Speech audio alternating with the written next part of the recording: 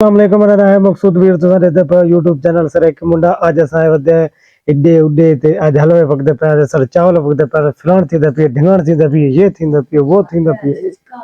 यार अज असा मजदूरी ते गए ते बहुत सन सर्दी लगी है जिसकी वजह से असा जल्दी वापस आ गया से घर सौदे गिदन सौदे घिन के ते को घर लेते से चावल बनाओ ते कोई हलवा बनाओ नाल को दूध पत्ती हुण असा बिस्तरे च वड़े पे ते सामने थोड़े एडे कोई बिस्तरा है ते मजीद थोको असा हुण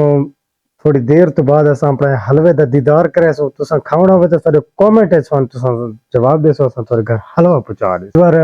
अद्धी जेड़ा साडा मजे दा विलाग है क्योंकि अज असा अपने बेबी ने अपने कोल समय सो ते सुबह ही अपने घर आने सो सारी रात अज मैं ही अपने कोल समावणे को क्योंकि मैं अज सर्दी तो बड़ा बुरा हाल है मैं अपने बेबी दे नाल बहुत सारियां गल्लां करनियां ते अज मैं ही अपने बिस्तरे दे विच को समय मेरे कोल समझी उनका ओटा उनके सिर बल्हावन वाले नक छिकण वाली सारे काम अज मैं आप करने मैं अपने घर वाली ने आख्या तै कोई काम ही नहीं करना इधर नक शक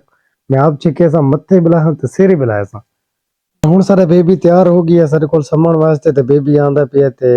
बहुत जल्दी आंदा पिया हुण आओ असां बेबी ते वास्ते ना इत्थे जगह बनाओ इत्थे दो बेबी सारे समसी सारे कोल इत्थे इस जगह ते बेबी ने समा के तो हलवे दा ही पता करो आ चाह तो पहले पिला दी ने ते हलवा तो लो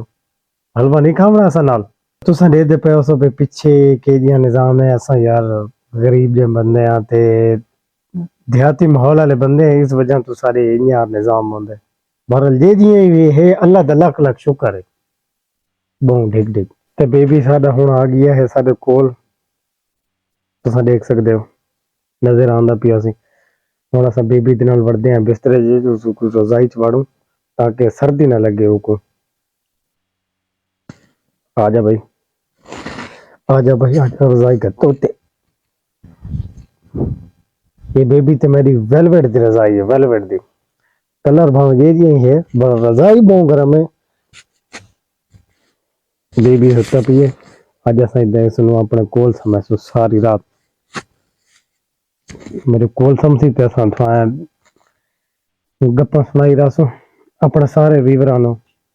अगर साडा हलवा तैयार हो गया है हुण सारे अगू आया पिए प्लेट असां थाने दिखाऊं साडा अगर रूह थींदे पिया तो असां तो खवा भी सकते हैं ये नहीं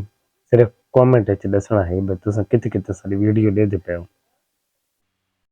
वीवर ये साडा हलवा तैयार होके आया पिया है माशाल्लाह बड़ा ही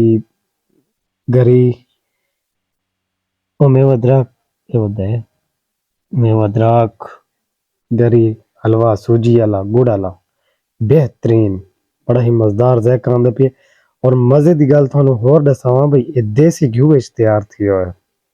ये कोई डाल्टा या आम घ्यू नहीं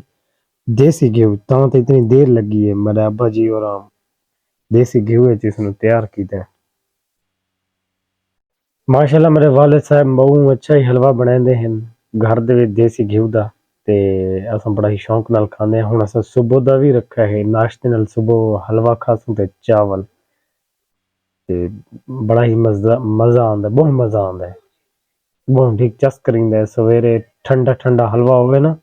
चाय दे नाल बड़ा ही मज़ा आंदा है खांदे ते हुण भी वार असां आपको अल्लाह हाफिज़ आखसूं क्योंकि काफ़ी सारा टाइम हो गया है क्योंकि हलवा खाने हलवे तो बाद हुण को समझते हैं क्योंकि काफ़ी टाइम देर लगी है हलवा बनाए सबको टाइम दिखाऊं असां कि भाई कितना टाइम होंदा पिया स्क्रीन ते थोड़ा टाइम नजर आंदा पिया है 9:05 हो गए 9:05 हो गए हुण असां समझे क्योंकि सुबह वक्त असां दिहाड़ी मजदूरी ते वञणा है ना ताकि कोई शाम दा खाने दाने दा निज़ाम भी थी सके वीवर अल्लाह हाफिज़ जितने भी वीवर दे पे हो सारे मेरी वीडियो लाइक शेयर ज़रूर किया करो